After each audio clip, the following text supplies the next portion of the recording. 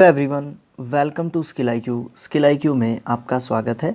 तो चलिए स्टार्ट करते हैं अपना सिनोनिम्स का नेक्स्ट पार्ट, जो कि पार्ट नंबर 11 है। तो सबसे पहला वर्ड जो है आज का डिस्कस करते हैं बिना किसी देरी के। सबसे पहला वर्ड है डेंजरस। डेंजरस जो है OUS एंडिंग वर्ड है, और वैसे भी आपको इसके बारे में काफ़ी जो है हद तक पता ही होना चाहिए। इसकी कंपैरेटिव डिग्री मोर डेंजरस और सुपरलेटिव डिग्री मोस्ट डेंजरस होती है। ये एक एडजेक्टिव होता है, इसका मतलब और मीनिंग जो है आप जानते हैं। उसके बाद इससे बनने वाले कुछ वर्ड्स की बात करते हैं। डेंजरसली एक एडवर्ब बनता है, इसका मतलब खतरनाक तरीके से या भयानक तरीके से, या फिर आप एक और मीनिंग जोड़ सकते हैं असुरक्षित तरीके से या ढंग से। डेंजर एक नाउन बनता है इससे, और डेंजर ही एक वर्ब भी बनता है। डेंजर्ड इसका सेकंड एंड थर्ड फॉर्म होता है।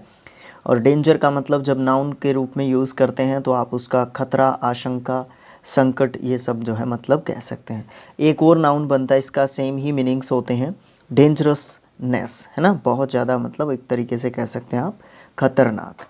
हज़ार्डियस कह सकते हैं, थ्रेटनिंग कह सकते हैं, पेरिलस कह सकते हैं, सीरियस भी कह सकते हैं। यहाँ पे इंपॉर्टेंट वर्ड की कैटेगरी में आप पेरिलस को जो है डाल सकते हैं। नेक्स्ट वर्ड है डर्थ। डर्थ जो है कमी, अभाव, अकाल, अपर्याप्तता, है ना, ये सब मतलब हम हिंदी में कह सकते हैं। नाउन जो है ये वर्ड होता है। इंग्लिश मीनिंग की बात करें तो lack of something, not enough of something, दोनों में से कोई भी मीनिंग आप कह सकते हैं। मतलब किसी भी चीज़ का पर्याप्त मात्रा में उपलब्ध ना होना या फिर किसी भी चीज़ की कमी होना, वो डर्थ जो है हमारा होता है। एग्जाम्पल की बात करेंगे तो there is a dearth of young people in the village, है ना, मतलब यंग लोगों की जो है उस गांव में क्या है, एक तरीके से कमी है, सैक्रिसिटी है ना। एब्सेंस कह सकते हैं, शॉर्टेज, सैक्रिसिटी और पावर्टी जो है एक तरीके से आप क्या कह सकते हैं। इन सब का कहीं ना कहीं मतलब क्या होता है, जो है डर्थ ही होता है। नेक्स्ट वर्ड है डेडिकेशन। आप जानते ही हैं, समर्पण, पूरी तरीके से आप एक तरीके से समर्पित हैं किसी चीज़ को, डेडिकेटेड हैं एक चीज़ की तरफ, है ना। नाउन वर्ड जो है हमारा ये होता है। मीनिंग की बात करेंगे तो एक दो मीनिंग्स हैं यहाँ पे। उसमें सबसे फर्स्ट मीनिंग जो है यहाँ पे, wanting to give your time and energy to something because you feel it is important, मतलब किसी भी ऐसी चीज़ को आप अपना समय और एनर्जी देते हैं। क्यों? क्योंकि आप उस ऐसा महसूस करते हैं कि ऐसा करना, यानी कि वो एनर्जी और वो टाइम जो है देना किसी चीज़ को, वो ज़रूरी है। इसीलिए I admire her dedication to her career, मैं मतलब उसकी प्रशंसा करता हूँ एक तरीके से, जिस तरीके से वो अपना जो करियर है उसकी तरफ जो है एडमायरेशन जो है बनाए हुए है। दूसरे मीनिंग की अगर आप बात करना चाहेंगे तो कुछ इस तरीके से कर सकते हैं। A message at the beginning of a book or piece of music saying that it is for a particular person, है ना। मतलब क्या है कि मैं ये गाना जो है अपनी माता को डेडिकेट करता हूँ, मैं ये गाना अपने पिता को डेडिकेट करता हूँ। ये सब चीज़ आपने कभी सुनी होगी या देखा होगा, या कोई भी कला या किसी भी चीज़ को, जैसे क्रिकेट में होता है कि ये पारी मैं अपने फ्रेंड्स को डेडिकेट करता हूँ, अपने माता को डेडिकेट करता हूँ, ये सब चीज़। तो आप किसी का नाम लेके आप ये कह देते हैं कि ये चीज़ मैं उस पर्सन के लिए कर रहा हूँ, तो वो डेडिकेशन होता है, वो भी डेडिकेट करना होता है। वर्ड्स की बात करें तो डेडिकेटेड बनता है एक एडजेक्टिव, जिसका मतलब वफ़ादार या समर्पित कह सकते हैं। डेडिकेटेड इसका सेकंड एंड थर्ड फॉर्म होता है। इसका मतलब किसी के प्रति समर्पण होना या समर्पित करना, या किसी को कुछ भेंट करना, या किसी का नाम लेके कोई काम करना।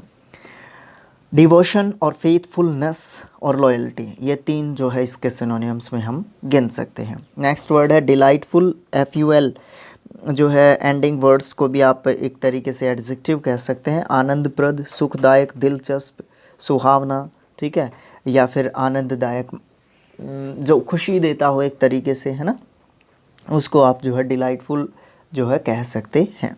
एडजेक्टिव वर्ड है, आप कह सकते हैं इसको, एक एडजेक्टिव वर्ड है ये। It has been a most delightful evening, है ना। तो यहाँ पे जो है बहुत ज़्यादा, मतलब बहुत सुखदायक एक इवनिंग थी, मतलब एक अच्छा नज़ारा बन गया होगा उस दिन।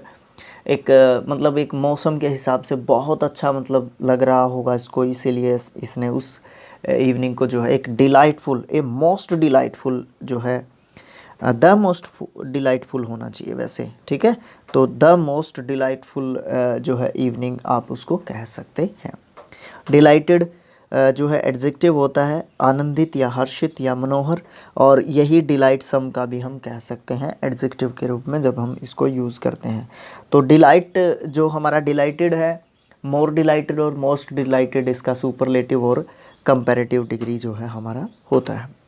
डिलाइटफुल्ली एक एडजेक्टिव बनता है, इसका मतलब रुचिकर ढंग से या खुशी से, और यही जो है डिलाइटेडली का भी बनता है एज एन एडवर्ब। डिलाइटेड इसका सेकंड एंड थर्ड फॉर्म भी होता है, यानी कि वर्ब भी बनता है और ये नाउन भी बनता है। जब नाउन बनता है तो इसका मतलब खुशी, हर्ष, आनंद, संतुष्टि, ये सब मतलब कह सकते हैं। जब वर्ब के रूप में डिलाइट को यूज़ करते हैं तो खुशी मनाना या खुश होना, ये सब जो मतलब है हम कह सकते हैं। एन्जॉयबल, प्लेजेंट और फैसिनेटिंग जो है इसके नाउन्स के रूप में हम इसके सिनोनिम्स के रूप में हम कह सकते हैं। डेमोक्रेसी आप जानते ही हैं, एक तरीके टाइप ऑफ गवर्नमेंट है ना, जिसमें for the people, of the people, by the people जो गवर्नमेंट होती है वो हमारी कैसी गवर्नमेंट होती है, डेमोक्रेसी होती है वो, है ना। डेमोक्रेटिक जो है गवर्नमेंट होती है वो। मीनिंग की बात करेंगे तो a country that has this system, जो एक देश जिसके पास ये एक सिस्टम होता है जो कि गवर्नमेंट को चलाने का एक सिस्टम होता है, डेमोक्रेसी। मीनिंग दूसरे की बात करते हैं, the right of everyone in an organisation etcetera to be treated equally and to vote on matters that affect him. कहने का मतलब ये है कि एक ऐसा अधिकार जिसमें किसी ऑर्गेनाइजेशन या किसी संगठन को जो है दिया जाता है, जिसमें क्या होता है कि जिसमें इक्वली सबको ट्रीट किया जाएगा, या फिर वोट देने का जिसके पास जो है अधिकार, जिस संगठन में मतलब एक ऑर्गेनाइजेशन के तहत जो है ये एक राइट जो है जब दिया जाता है तो उसको आप क्या कहते हैं, डेमोक्रेसी कहते हैं। There is a need for more democracy in the company या कंट्री, है ना। तो मतलब कहने का क्या है कि और ज़्यादा ज़रूरत है किसी कंपनी की बात करें तो वहाँ पे कहने की कोशिश कर रहा है, या फिर आप किसी कंट्री की बात करें तो वहाँ पे भी ये कह रहा है। ये यहाँ पे गवर्नमेंट के टाइप की बात नहीं कर रहा है, यहाँ पे लोगों के राइट्स की बात कर रहा है, ठीक है। डेमोक्रेटिक एक एडजेक्टिव होता है, लोकतांत्रिक या सार्वलौकिक जो है आप इसको कह सकते हैं। डेमोक्रेटिकली जो है एक एडवर्ब बनता है, इसका मतलब प्रजातांत्रिक रूप से आप कह सकते हैं। डेमो ये एक प्रदर्शन होता है, इसी वर्ड से बनता है, इसी से ये रूट वर्ड है एक तरीके से इस वर्ड का पूरे का, ठीक है। डेमोक्रेट ये जो है हमारा नाउन वर्ड होता है। डेमोक्रेट्स इसका प्लूरल फॉर्म बनता है, इसका मतलब प्रजातंत्रवादी, यानी कि वो लोग जो डेमोक्रेसी में विश्वास रखते हैं वो डेमोक्रेट होते हैं। डेमोक्रेटिजेशन लोकतंत्रीकरण, मतलब जब ये एक प्रोसेस होती है जिसके तहत एक कंट्री को डेमोक्रेटिक कंट्री जो है बनाता है कौन, डेमोक्रेट, है ना। ये चीज़ इस तरीके से हमें याद रखना चाहिए। सिनोनिम्स की बात करेंगे तो ऑटोनोमेसी कह सकते हैं, रिपब्लिक कह सकते हैं, सेल्फ गवर्नमेंट भी आप इसको कह सकते हैं। डेप्रीशिएट ये कम होना, मतलब किसी भी चीज़ का नीचे की तरफ ऐसे गिरता हुआ स्लोप होना ना। डेप्रीशिएटेड इसका सेकंड एंड थर्ड फॉर्म होता है। इसका मीनिंग की बात करें इंग्लिश में तो to become less valuable over a period of time, मतलब किसी भी चीज़ का क्या होता है, एक तरीके से किसी भी चीज़ का वैल्यू डिक्रीजिंग जो है तरीके से जो है नीचे आता रहता है ना। जैसे कि एग्ज़ाम्पल के तौर पे अगर आप बात करेंगे तो कुछ इस तरीके से कह सकते हैं। सो एग्ज़ाम्पल की बात करते हैं। New cars start to depreciate the moment they are on the road, है ना। नई कार जब चलती है और फिर वो धीरे धीरे पुरानी होती जाती है तो वो डेप्रीशिएट हो जाती है, उसकी जो मोमेंट्स होती हैं दौड़ने की या वो कई तरीके से, ठीक है। जैसे कि न्यू कार्स डेप्रीशिएट इन वैल्यू क्विकली, है ना। जो नई कार होती है, एक बार अगर नई आपने ली थी और अगर आप उसको शोरूम से निकलते ही या कुछ समय के बाद ही अगर आप उसको बेचना चाहें तो उसका जो वैल्यू है, उसकी जो मूल्य है उसमें क्या आ जाती है, डेप्रीशिएट हो जाती है, उसका जो वैल्यू होता है, ठीक है। सिनोनिम्स की बात करेंगे तो नहीं, डेप्रीशिएशन एक नाउन बनता है इससे वर्ड, इसका मतलब मूल्य का गिरना, मूल्यह्रास होना, ठीक है। इसी सेम मीनिंग से डेप्रीशिएटिव और डेप्रीशिएटरी जो है एडजेक्टिव बनते हैं, सेम मीनिंग उनका भी बनता है। डिक्रीज़ आप कह सकते हैं, डी वैल्यू कह सकते हैं, रिड्यूस कह सकते हैं, डी मिनिमाइज़ करना भी आप उसको कह सकते हैं। सारे के सारे वर्ब्स हैं, सबके पीछे ई है तो इसलिए उसके साथ डी लगा देंगे, तो सेकंड और थर्ड फॉर्म जो है हमारा इन सभी वर्ब्स का जो सिनोनिम्स के दिए हुए हैं यहाँ पे उनके बनते हैं। बात करते हैं डिसेंड की। डिसेंडेड, डिसेंडेड इसका सेकंड एंड थर्ड फॉर्म होता है, इसका मतलब भी सेम वही होता है, ठीक है, नीचे की तरफ गिरता हुआ होना। To go down to a lower place, to go down something, है ना, किसी भी चीज़ का नीचे की तरफ आना, नीचे की तरफ गिरना, या स्लोपिंग उसका नीचे की तरफ जो है गिरता हुआ होता है। सी डिसेंडेड द स्टेयर्स स्लोली, है ना, मतलब वो नीचे की तरफ जो है आ रही थी सीढ़ियों से धीरे धीरे, ठीक है। डिसेंडेंट जो है नाउन होता है, ये वंशज या संतान के रूप में हम इसको यूज़ करते हैं। ये एक अलग अलग मीनिंग रखता है, बट स्पेलिंग जो है सेम ही होता है, थोड़ा सा डिफरेंस होता है, बट बनने वाला कुछ इसी तरीके का वर्ड होता है। डिसेंडिंग आपको पता है, डिसेंडेंट, डिसेंट जो है आपको पता है, डिसेंट जो है नीचे की तरफ गिरना, या फिर कुल या वंश को भी आप कह सकते हैं। सेम स्पेलिंग सेम है, बट मीनिंग यहाँ पे दो तरीके के आप कह सकते हैं।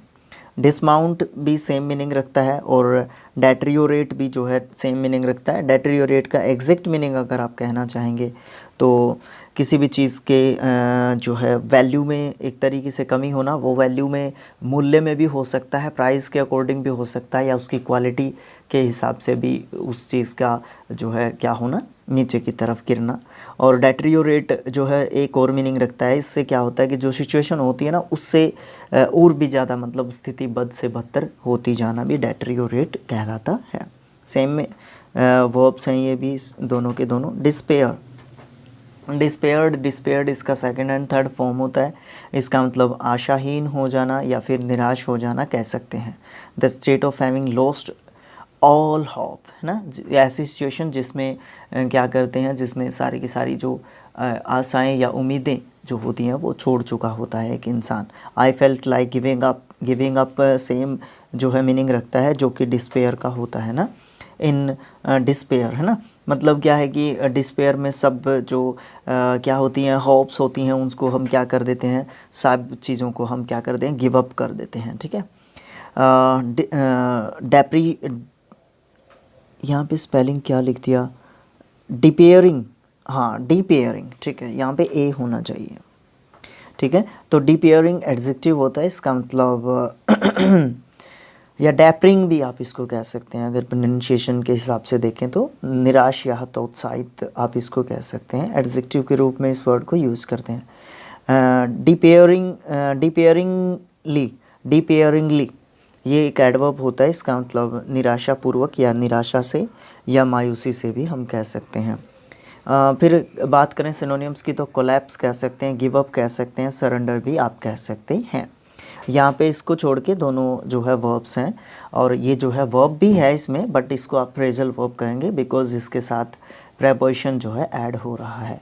डेस्ट्रॉय, डेस्ट्रॉय, डेस्ट्रॉयड इसका सेकंड एंड थर्ड फॉर्म होता है, इसका मतलब किसी भी चीज़ की तोड़फोड़ करना, ख़त्म करना, तबाह करना, ठीक है, ये सब जो है मतलब हम कह सकते हैं। मीनिंग की बात करें तो to damage something so badly, मतलब किसी भी चीज़ को बुरी तरीके से तहस नहस करना, नष्ट करना, ख़राब करना, ठीक है, या तोड़ फोड़ करना, तबाह करना, ये सब मतलब आप कह सकते हैं। That it can no longer be used और नो लॉन्गर एग्जिस्ट, है ना, इतना तबाह या नष्ट या ख़त्म उस चीज़ को कर देना, या बेकार उस चीज़ को कर देना, या बिगाड़ देना कि वो चीज़ लंबे समय तक अपने आप को रिपेयर ना कर सके, या फिर उसको रिपेयर उस लंबे समय तक उसको रिपेयर ना किया जा सके। The building was destroyed by fire, है ना, तो मतलब बिल्डिंग जो है जो फायर है, जो आग है, उसके द्वारा काफ़ी हद तक डेस्ट्रॉयड की जा चुकी थी। या फिर the defeat destroyed his confidence है, मतलब जो उसको हार मिली ना, उसने, है ना, उसके जो कॉन्फिडेंस लेवल था उसका, उसको काफ़ी जो है डाउन कर दिया था, उसके मोराल को काफ़ी डाउन कर दिया था। डेस्ट्रॉयबल एडजेक्टिव होता है, इसका मतलब विध्वंसक, है ना, जिसको डेस्ट्रॉय किया जा सकता है उस चीज़ को। डेस्ट्रॉयर जो डेस्ट्रॉय करता है ना, ठीक है। उसके बाद डेस्ट्रॉयज इसका जो है प्लूरल फॉर्म आप कह सकते हैं। डिमोलिश, एक्सटिंग्विश और डिवेस्टेट, डिवास्टेट, एलिमिनेट, सब के सब जो है वर्ब्स होते हैं। इनके साथ डी लगता है और इनके साथ ई डी लगता है, तो इनका सेकंड और थर्ड फॉर्म बनता है। नेक्स्ट वर्ड है डिवाइस, ये भी वर्ब होता है। डिवाइस्ड इसका सेकंड और थर्ड फॉर्म होता है, लेकिन यहाँ पे वर्ब के रूप में नहीं है, क्योंकि मीनिंग हमने औजार, उपाय या फिर यंत्र के रूप में लिखे हो, तो आप इसको नाउन कर लीजिएगा प्लीज़, ठीक है, इसको नाउन कर लीजिएगा यहाँ पे, क्योंकि पीडीएफ बन चुका है ऑलरेडी, अपने टेलीग्राम चैनल पे पड़ा हुआ है, तो वहाँ से तो आपको यही पीडीएफ जो है डाउनलोड होगा, और एक इसके लिए पूरा पीडीएफ जो है बनाना पड़ेगा, फिर बहुत ज़्यादा पेजेस का पीडीएफ है एक तरीके से ये, ठीक है। तो ये चीज़ देखिए यहाँ पे 95th जो है यहाँ पे पेज है ये, ठीक है। तो इस तरीके से जो है लंबा हो जाएगा, तो इसीलिए थोड़ा सा आप इसको चेक कर लेंगे चीज़ को, ठीक है। यहाँ पे ये नाउन वर्ड होगा। तो a tool और piece of equipment made for particular purpose, मतलब जो किसी खास उद्देश्य के लिए जब कोई औजार या फिर कोई चीज़ जो है बनाई जाती है, तो उसको आप जो है क्या कहेंगे, डिवाइस जो है कहेंगे। सिक्योरिटी डिवाइस है ना, सिक्योरिटी के लिए जो सिस्टम या इंतज़ाम जो किया गया है, जैसे कि a clever method for getting the result you want, है ना, एक दूसरा मीनिंग है इसका। एक क्लेवर मेथड, एक चालाकी भरा जो है एक तरीका, for getting the result you want, किसी भी जो रिज़ल्ट या फिर परिणाम जिसको जो अभी आप चाहते हैं। जैसे कि क्रिटिक्स डिमिस्ड क्रिटिक्स ही होगा, हाँ जी बिल्कुल, डिमिस्ड क्रिटिक्स जो है वो डिमिस्ड कर दिए गए the speech as a political device for winning support, है ना। जो क्रिटिक्स हैं, जो भी आपकी आलोचना या जो भी आपके खिलाफ जो चीज़ें थी, वो एक बहुत अच्छा स्पीच आपने डिलीवर करके जो है आपने क्या कर दिया, अपने जो पॉलिटिकल करियर था उसको क्या कर लिया, एक तरीके से और भी ज़्यादा सेव कर लिया, या सपोर्ट आप जीतने में कामयाब हो चुके हैं एक अच्छे स्पीच के द्वारा। और क्रिटिक्स जो थी उनको क्या कर दिया, डिमिस्ड कर दिया, ख़त्म कर दिया, समाप्त कर दिया, कुछ हद तक ख़त्म कर दिया। अपार्चस बड़ा अच्छा वर्ड है स्पेलिंग टेस्ट के हिसाब से। इंस्ट्रूमेंट कह सकते हैं, अप्लायंस कह सकते हैं, बड़ा अच्छा वर्ड है। और टूल तो आप जानते ही हैं। नेक्स्ट वर्ड है डेविल, वो जानते ही हैं आप, डेविल का मतलब क्या होता है ना, a word used to show pity, anger etcetera when you are talking about a person, मतलब कि जब आप अपनी बातचीत का एक हिस्सा होता है, ठीक है, एक अपनी बातचीत का एक हिस्सा होता है, डेविलनेस आपके जो है बिहेवियर में आ जाती है, या आपकी अगर मैं ख़ास रूप से कहूँ तो लैंग्वेज में आ जाती है, दोनों में, बॉडी लैंग्वेज में भी और आपकी जो लैंग्वेज आप जो यूज़ कर रहे हैं उस समय पर उसमें भी, ठीक है। The poor devil died in hospital 2 days later, है ना, मतलब जो पुअर डेविल था वो क्या हो गया, मर गया 2 दिन के बाद, जो हॉस्पिटल में पड़ा हुआ था। Those kinds can be little devil sometimes, है ना। दोज काइंड्स नहीं है, दोज किड्स हैं। दोज किड्स, कुछ बच्चे या वो बच्चे जो है, कई बार ऐसा होता था कि वो एक तरीके से छोटे शैतान का रूप ले लेते थे, मतलब शरारत बहुत ज़्यादा करते थे, है ना। डेविलिश मतलब वो क्वालिटीज़ जो एक डेविल में होती हैं ना, तो एडजेक्टिव के रूप में उसको यूज़ करते हैं। डेविशली भी एक एडजेक्टिव के रूप में यूज़ करते हैं, बट उसका मतलब एक्सेसिव, बहुत ज़्यादा, बहुत अधिक जो है होता है। डेविलमेंट एक नाउन वर्ड होता है, क्योंकि जब भी किसी वर्ड के पीछे MENT जब लगता है तो हम उसको नाउन वर्ड कहते हैं। नटखटी, शरारती, धूर्तता, ये सब मतलब हम कह सकते हैं। सिनोनिम्स की बात करेंगे तो आप फाइंड, ध्यान दीजिएगा स्पेलिंग की तरफ, इम्प और डेमन जो है आप इसके सिनोनिम्स के रूप में गिन सकते हैं। डायग्नोस वर्ब है, डायग्नोस्ड जो इसका सेकंड एंड थर्ड फॉर्म कह सकते हैं। लक्षण देखकर रोग का निवारण करना या रोग की पहचान करना, आप इसका मीनिंग कह सकते हैं, बिल्कुल एग्जैक्ट, ठीक है। टू फाइंड आउट, निकालना किसी चीज़ को, एंड से एग्जैक्टली, और बताना कि क्या हुआ है। What illness a person has और what the cause of the problem is, मतलब अब उस पहले तो ये बताना कि बीमारी क्या है, और फिर उस बीमारी का सॉल्यूशन बताना, ठीक है। This illness was diagnosed as bronchitis, bronchitis क्या होता है, सांस की जो गले की सॉरी क्या दिख रहा है, मैं अपनी गर्दन को हाथ लगा रहा हूँ, आपको दिख तो नहीं रहा। मतलब क्या होता है कि जो हमारी श्वास नली होती है ना, वहाँ पे ये जो ब्रोंचिट्स है ना, ये जो प्रॉब्लम है ये होती है। डायग्नोस्टिक ये एक नाउन वर्ड होता है, इसका मतलब नहीं सॉरी एडजेक्टिव वर्ड होता है। आप इसको लक्षण या निदानकारी आप कह सकते हैं।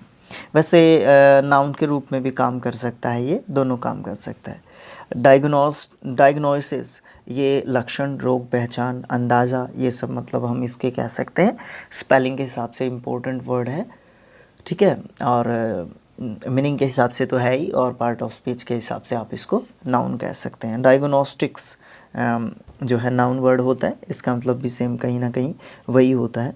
निदानिकी का मतलब क्या होता है, मतलब पहचान करना किसी भी चीज़ का या उपचार करना एक तरीके से। निदान मतलब क्या होता है, उपाय आप एक तरीके से कह सकते हैं, ठीक है, उपाय होता है निदान। डायग्नोस्टिकेशन नाउन वर्ड है, TION एंडिंग वर्ड है। रोग विज्ञानी जो मतलब रोगों की जो है क्या करता है, निवारण करता है एक तरीके से, इसको पैथोलॉजिस्ट भी कह सकते हैं, ये स्पेलिंग होता है इसका, और इसको हिंदी में भी बोल देते हैं, ठीक है। उसके बाद एनालाइसिस, आइसोलेट और डेटरमाइन या फिर आप डिस्टिंग्विश भी कह सकते हैं। और कुछ वर्ब्स हैं लेकिन नाउन के रूप में हम इनको यूज़ करते हैं, क्योंकि हमारा जो मेन वर्ड है ना वो नाउन है, तो आप उसको नाउन के ही हिसाब से उसका आंसर देंगे, चाहे वो एंटोनिम हो चाहे वो सिनोनिम हो। और अगर वो वर्ब है तो वर्ब के हिसाब से, एडजेक्टिव है तो एडजेक्टिव के हिसाब से, एडवर्ब हो तो एडवर्ब के हिसाब से, ठीक है। तो ये था हमारा आज का पार्ट नंबर 11। तो thanks for watching, thank you so much. और ये था 11वां पार्ट, इसके टोटल 24 पार्ट हैं आई थिंक, अगर मैं सही नहीं हूँ तो, क्योंकि बनाना तो इसी में से था। PDF भी ऑलरेडी अपने ग्रुप पे ही पड़ा था, तो वहाँ से हमने PDF उठाया और फिर ऐसे ही एक एक दो दो पार्ट करके ही बना देते हैं। उसके लिए सेपरेट जो है प्लेलिस्ट भी आपको मिल जाएगी, और ये ग्रामर की जो हमारे बुक का प्लेलिस्ट है उसमें भी आपको ये वीडियो जो है मिल जाएगी आसानी से। क्योंकि अलग से हमने प्लेलिस्ट क्यों बनाया, क्योंकि आपको ढूंढने में कोई दिक्कत ना हो, ठीक है। आप वहाँ पे कहाँ पे अलग अलग पार्ट ढूंढते फिरेंगे, तो आपकी आसानी के लिए हमने ये चीज़ की थी। तो मिलेंगे नेक्स्ट पार्ट में, जो कि पार्ट नंबर 12 होगा। उसमें नेक्स्ट जो वर्ड्स होंगे उनके बारे में डिस्कशन करेंगे। तो thanks for watching, thank you so much, keep supporting us, thank you so much friends, thank you so much.